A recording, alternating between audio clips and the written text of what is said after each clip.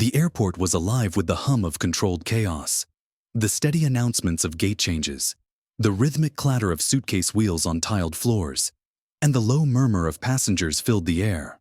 At Gate 32B, families, couples, and solo travelers crowded the waiting area, their eyes flicking between their boarding passes and the glowing departure screen overhead.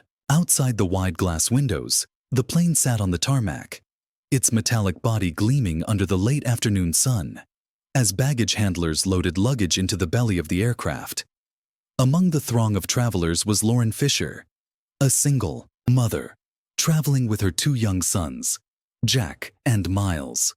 Her face was drawn but determined as she helped Jack adjust his dinosaur print backpack and reminded Miles not to drag his stuffed tiger on the ground. Their trip to Phoenix was supposed to be a fresh start after a challenging year, and though her smile didn't quite reach her eyes, Lauren was determined to make the most of it.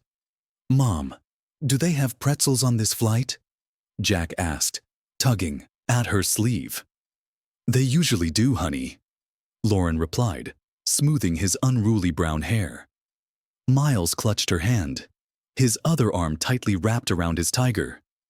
"I hope we get a window seat," he whispered. Lauren bent down, her voice soft and reassuring. "We'll see, sweetie. Let's just get on the plane first." As the final boarding announcement crackled through the speakers, Lauren herded her boys toward the line forming at the gate. The crowd moved slowly, passengers shuffling forward with weary patience.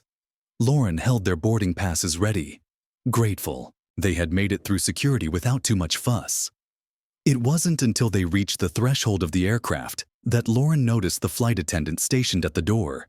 She was tall and sharp-featured, her uniform perfectly pressed, her hair pulled back into a severe bun. Her name tag read, Ms. Green. She exuded an air of practiced politeness, but there was something cold in her eyes as she scanned the passengers boarding the plane. Lauren offered a polite smile as she handed over their boarding passes, but Ms. Green barely acknowledged it. Instead, her gaze flicked to the boys, then down to the stuffed tiger Miles was holding. "Is that your toy?" Ms. Green asked, her tone clipped.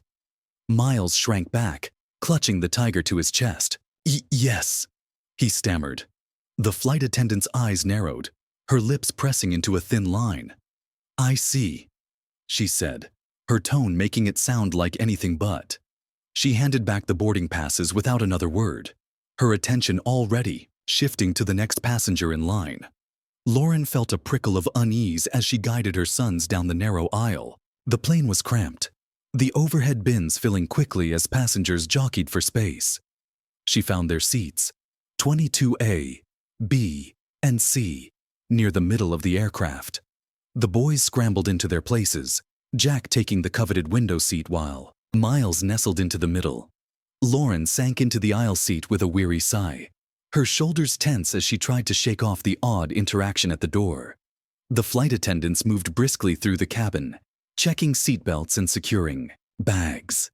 Ms. Green passed their row, her eyes once again lingering on the stuffed tiger in Miles's lap. Lauren caught the glance and felt her stomach tighten. "Everything okay?" she asked, her voice calm but edged with a hint of defensiveness. Ms. Green's smile was taut. "Of course," she replied, but the moment felt far from reassuring. As the plane began to taxi, the atmosphere seemed to shift. Lauren noticed the occasional glance from nearby passengers, their whispers just loud enough to be heard but not understood. She caught snippets of words.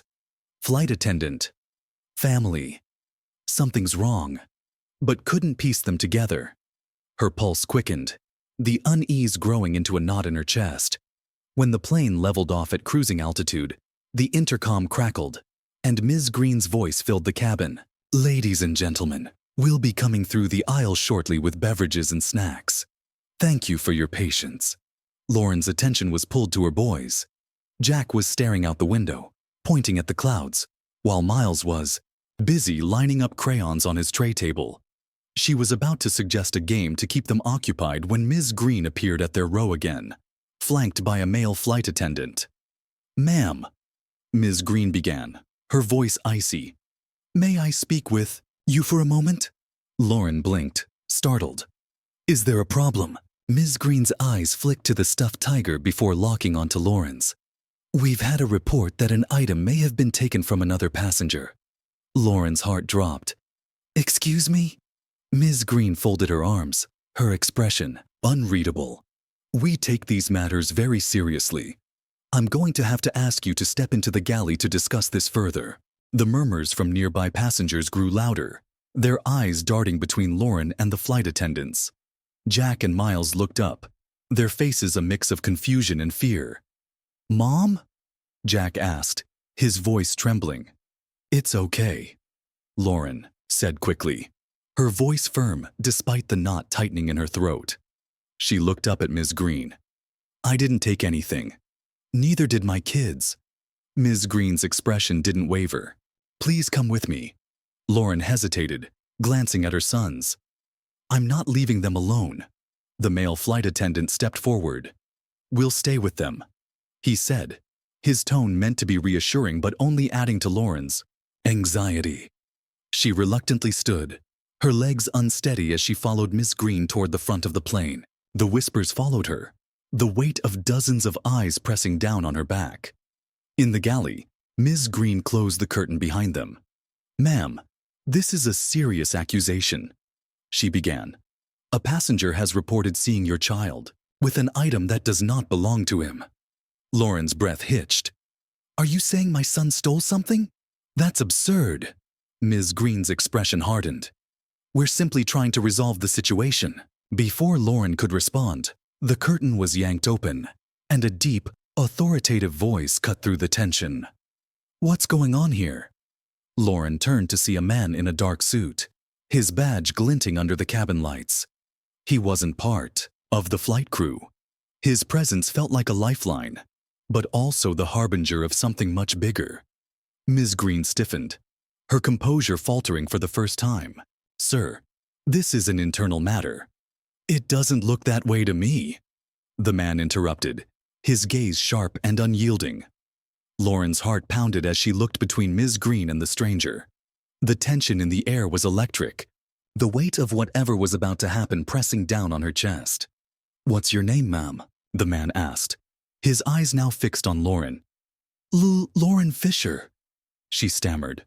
Well, Ms. Fisher, he said, his tone steady but charged with authority. I think it's time we get to the bottom of this. Right now. The plane jolted slightly as it hit a patch of turbulence, the tremor echoing the unease thrumming in Lauren's veins. Whatever was happening, it was far from over. Lauren's heart pounded as the man in the suit studied her face, his stern demeanor slicing through the tight knot of fear in her chest. For a moment, she wished she could vanish into thin air, far away from the cramped galley, the accusing eyes of the flight attendant, and the helpless faces of her boys sitting just a few rows away. But life had taught her that running wasn't an option, especially now, not when her children needed her to be strong. Ms. Fisher, the man repeated, his voice steady yet authoritative. I need you to explain exactly what happened here. From the start. Lauren took a shaky breath, willing herself to remain calm.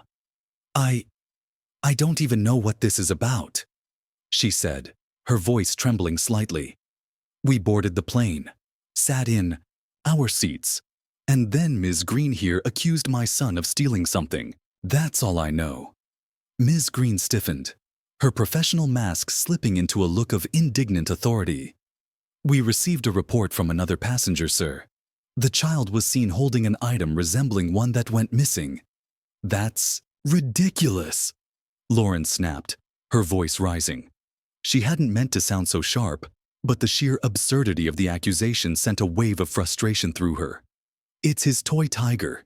He's had it since he was a baby. You can't just accuse a child of stealing without proof. The man in the suit, who Lauren now assumed must be some kind of air marshal, raised a hand, silencing both women. Calm down, he said, his tone firm but not unkind. Ms. Green, do you have any evidence? A description of the missing item? Anything to support this claim? Ms. Green hesitated, her lips tightening. The passenger said the item was a small plush animal. She said stiffly, and the child was seen clutching a similar object. Lauren let out a bitter laugh, her nerves fraying further. So now every kid with a stuffed animal is a suspect. This is absurd. Before the marshal could respond, the intercom crackled to life, announcing that the drink service would begin shortly. The sound seemed to jolt Lauren back to reality, grounding her in the present. She took another breath, forcing herself to soften her tone. "Look," she said, addressing the marshal directly. "I'm just trying to get my kids to Phoenix. That tiger is his comfort toy. Please, just ask him. He's 6 years old. He wouldn't lie about something like this." The marshal nodded, his expression unreadable. "We'll get this sorted out," he said.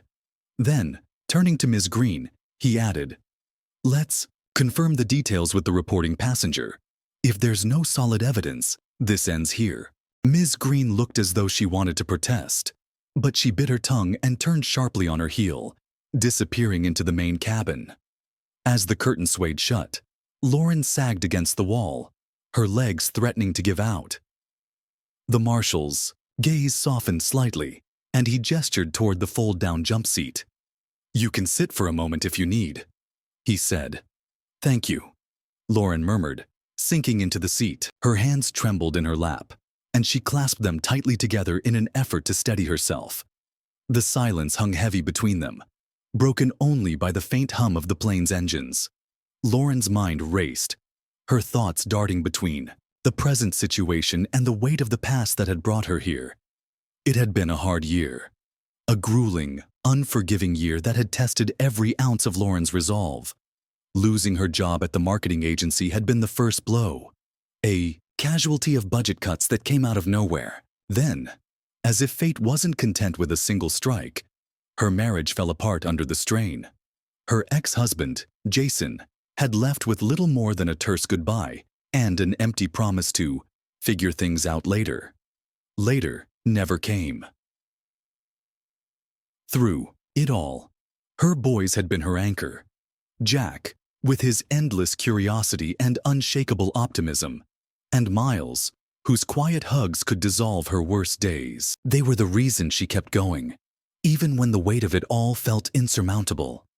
Phoenix was supposed to be a new chapter, a chance to rebuild and start fresh.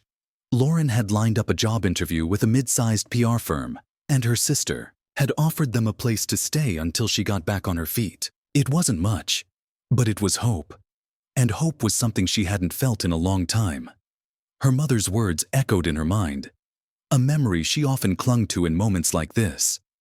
"Life will throw everything at you, but you've got more strength than you think, Lauren. You just have to dig deep and find it." She closed her eyes for a moment, drawing on that strength now. When she opened them, the marshal was watching her with a measured look. "Rough day?" he asked, his voice gentler now. Lauren gave a weak laugh. "You could say that. Not exactly how I envisioned this flight going." He nodded, his gaze thoughtful. "I've seen all kinds of situations up here, but this feels off. Don't worry, we'll get it straightened out." Lauren nodded, grateful for his calm demeanor. "Thank you," she said softly. Meanwhile, back in the cabin, the whispers among the passengers had grown louder. Lauren's boys sat quietly in their seats, Jack staring out the window while Miles clutched his tiger tightly. A woman across the aisle leaned toward her husband, murmuring, "Can you believe they'd accuse a little kid? Poor family." Ms. Green reappeared moments later, her expression unreadable as she returned to the galley. "The passenger can't positively identify the item," she admitted reluctantly. "They just said it looked similar." The marshal's jaw tightened and he turned to Lauren. "That settles it. You and your kids are cleared. No further action will be taken." Relief flooded through Lauren, but it was short-lived. Ms. Green, though technically defeated, looked far from apologetic. Her eyes darted toward the curtain leading to the cabin, where the murmurs of the passengers were growing louder. "You might want to address the passengers," she said curtly, her tone making it clear she was washing her hands of the matter. The marshal nodded and stepped into the aisle, raising his hands for attention. "Ladies and gentlemen, there's been a misunderstanding," he announced. "The issue has been resolved, and there's no cause for concern. Thank you for your patience." Most of the passengers seemed satisfied, their curiosity ebbing. But Lauren could still feel the weight of lingering stares as she returned to her seat. Her boys looked up at her with wide eyes, and she forced a smile as she ruffled their hair. "It's all good, guys," she said, her voice trembling only slightly. "Everything's fine." But as she sat down, she couldn't shake the feeling that something still wasn't right. The way Ms. Green had handled the situation, the cold accusations, the lack of remorse, it gnawed at her. And the whispers from the passengers, though quieter now, carried a strange undercurrent that set her on edge. Lauren's gaze drifted to the front of the plane, where Ms. Green was speaking quietly to another flight attendant. The two women glanced in her direction, their expressions unreadable, before turning away.